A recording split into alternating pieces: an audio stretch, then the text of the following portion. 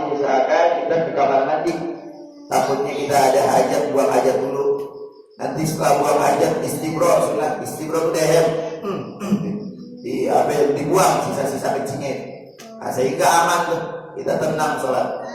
Nah, intinya kalau keluar hadas, batal sholatnya. Hadas kecil atau hadas besar ya. Cuman kalau hadas besar bagaimana gambarannya tuh? Orang lagi sholat keluar sperma. Abongan lagi sholat tidur. Atau pikiran apa atau bilang medalik. Intinya keluar hadas batal sholatnya. Kemudian yang kedua, wabiwuku'in najasati, dengan kejatuhan najis. Lagi sholat kejatuhan apa? Cicak. Nah, maka kotoran cicak itu najis. Cuman kemarin itu ya, aneh ingat ini sudah dibahas. Kalau misalnya susah untuk dihindari, misalnya kayak mungkin gambarannya banyak cicak gitu di masjid kita ya, atau misalnya di rumah misalnya susah dihindari, maka ketika memang kita dasarnya nggak tahu, itu dimaafkan, jadi tetap sah sholatnya. Jadi kalau misalnya jarang-jarang kita kena kotoran cicaknya juga, nah, maka nggak sah sholatnya. Kalau itu menempel lagi sholat di jatuhan di baju kita atau tangan kita misalnya, atau peci kita, pas habis sholat kita begini misalnya, waduh ini dari kapan ini? Pas sholat mungkin, maka sholatnya nanti diulang. Kalau tahu, kalau nggak tahu ya namanya nggak tahu lah. Sampai sehari 2 hari ternyata apa? Itu pas sholat kejatuhan kotoran cicak misalnya.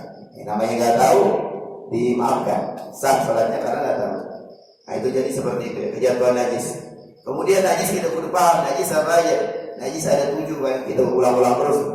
Najis ada 7. Yang pertama, segala sesuatu yang keluar dari lubang kemaluan depan atau belakang. Lubang kemaluan depan atau belakang, ini kemaluan siapa? Kemaluan semua makhluk. Mau manusia, mau hewan. Ya cicak kan, cicak ada kemaluan depan belakang nggak? Wallahu a'lam. Yang teliti dan dilihat tadi. Intinya setiap sesuatu yang keluar dari lubang kemaluan depan atau belakang makhluk itu najis. Kalau kena badan kita ini nggak sah sholatnya. Paham mas musibah? Insya Allah. Kecuali sperma. Kalau sperma suci. Sperma kita, sperma kambing suci. Sperma suci semuanya, walaupun dari hewan, kecuali sperma anjing dan babi. Kecuali apa? Sperma anjing dan babi. Kalau sperma hewan semuanya suci pak. Ya kali mungkin kambing kita lagi ngapain? Ada keluar sperma, ini kena baju kita misal, maka sperma suci. Sperma suci ya. Jadi ada bikin kaidah, setiap sesuatu yang keluar dari lubang kemaluan depan atau belakangnya makhluk itu najis. Kecuali sperma, itu hukumnya suci. Kecuali sperma anjing dan babi. Selesai. Kelar yang pertama. Yang kedua, yang najis itu adalah darah. Apa? Darah. Mau darah yang masih segar atau yang udah busuk. Apa kayak nanah, Bang? Nanah najis, misalnya kita ada bisul. Ya kan lagi sholat misalnya bisulnya pecah.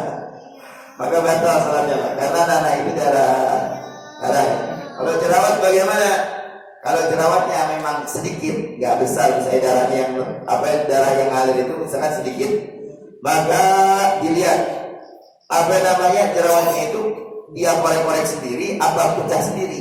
Kalau pecah sendiri nggak batal sholat kita, Pak. Kalau darahnya sedikit, aneh ulang nih, jangan sampai salah kita. Kalau darah misalnya jerawat, kalau nggak dipintas sendiri lagi sholat kita, tiba-tiba saya darah ngalir aja begitu. Cuman kalau sedikit, syaratnya yang nggak batal, nggak dilakuin sendiri, nggak dipecahin sendiri, dan darah yang ngalir sedikit, itu nggak batal sholatnya. Tapi kalau yang kedua sekarang, dipintas sendiri, walaupun darahnya sedikit, batal sholatnya. Nggak dipintas sendiri, darahnya banyak, batal sholatnya. Kira-kira paham apa tuh? 3 gambarannya, Pak. Aneh ulang. Kalau nggak dipintas sendiri, keluar sendiri misalnya, terus darahnya sedikit, maka apa? Sholatnya batal nggak tadi? Nggak batal, dimaafin cuma sedikit dan tidak dipintas.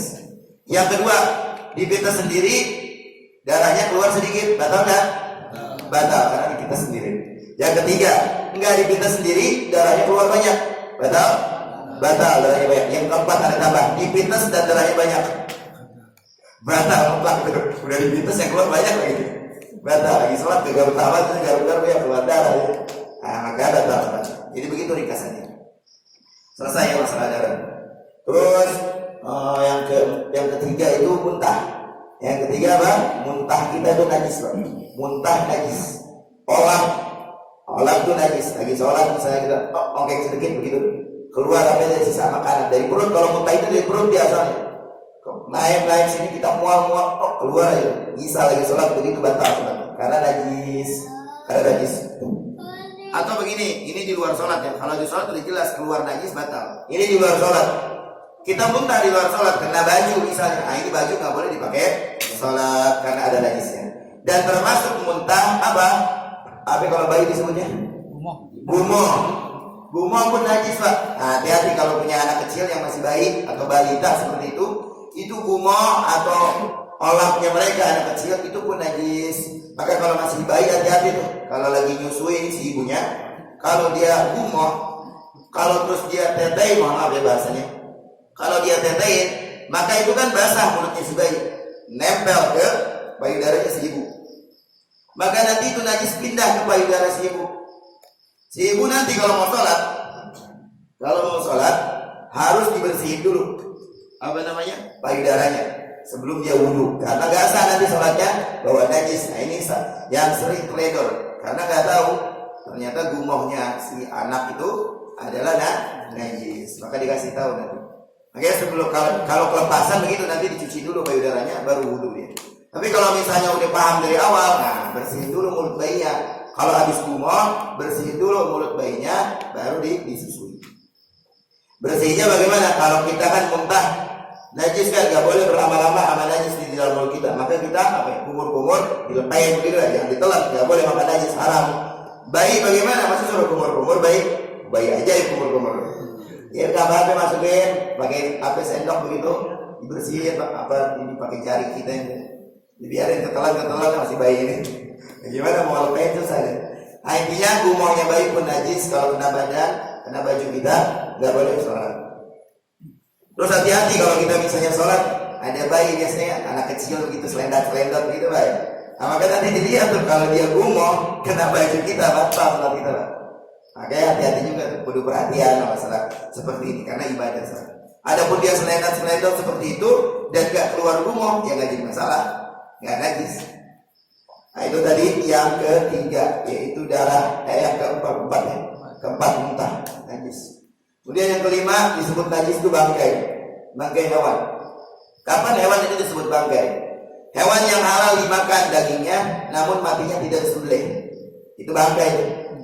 Dagingnya halal dimakan, kambing contohnya kemarin kita korban, cuman sayangnya matinya kena corona misal, maka bangkai. Nggak boleh kita nyatek, nggak boleh buang. Sayang banget ya. Itu bangkai. Atau hewan yang memang dagingnya nggak halal dimakan, walaupun matinya disembelih. Kayak apa? Kucing dagingnya nggak halal dimakan, cuma disembelih Ustaz kucingnya. Boleh nggak dimakan? Nyatek kucing. Kan ada tuh nasi kucing kan? Nggak boleh, haram. Itu mah cuma nama doang nasi kucing. Porsi kucing mungkin dikit banget. Nah itu ya Pak. Jadi kalau bangkai itu najis. Cuma kan dalam sholat masa kita bawa kambing bangkai. Kalau cicak contohnya, cicak itu kan hewan, ketika mati itu cicak najis hukumnya bangkai. Kalau misalnya ini gambarannya, ternyata apa di kantong kita ini ada bangkai cicak, sholatnya sah apa enggak? Enggak sah karena bawa bangkai. Bangkai semut bagaimana? Kecil banget ya. Bangkai apa lagi itu? Nyamuk. Oh, gimana tuh? Aslinya nggak asal sholatnya karena bangkai itu. Cuma ada pendapat mengatakan selain susah untuk dihindari, kecil banget kan Pak ya, nyamuk, semut mungkin ada di kantong kita atau nyempil di peci kita mungkin. Maka ada pendapat yang mengatakan enggak, sholatnya tetap sah. Jadi sholatnya apa? Tetap sah, tidak jadi masalah karena susah dihindari Pak. Akan tetapi pada aslinya harus diulang sholat. Ada yang pernah cerita itu ulama sana itu kan kalau sholat mengamalin sunnah pakai sorban begitu Pak, dililitin di kepala begitu ya kurang lebih begini dah, dililitin gitu. Itu selama 1 minggu nggak pernah dilepas, nempel terus di peci. Jadi kalau mau sholat dipakai gitu. Udah selesai sholat ditaruh pakai peci yang lain kalau mau kegiatan gitu. Nanti mau sholat dipakai lagi. Selama seminggu pakai peci yang ada sorbannya itu. Ketika udah seminggu kan mau dicuci tuh. Pas dibuka imamahnya ternyata apa? Ada bangkai di situ, bangkai lalat. Bangkai lalat, Pak, lalat kecil banget. Maka bagaimana sholat ini? Beliau diulang seminggu semuanya. Karena itu pendapat yang asli memang. Tetap bangkai kasar. Cuma kita mau deh, nggak usah ribet-ribet deh. Ngaji udah yang ada pendapat apa nih? Sekiranya memang ada ulama mengatakan, udah alhamdulillah. Ikutin itu dan hukumnya boleh. Kalau ada bangkai yang memang susah dihindari dan kita nggak tahu, maka sholat kita tetap sah.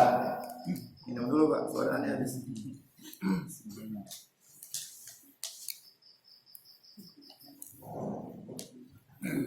Alas. Apa tadi namanya? Najis. Yang keberapa tuh? Yang kelima. Dua lagi kan 7 ya. Najis anjing dan najis babi. Apapun yang berkaitan dengan mereka najis.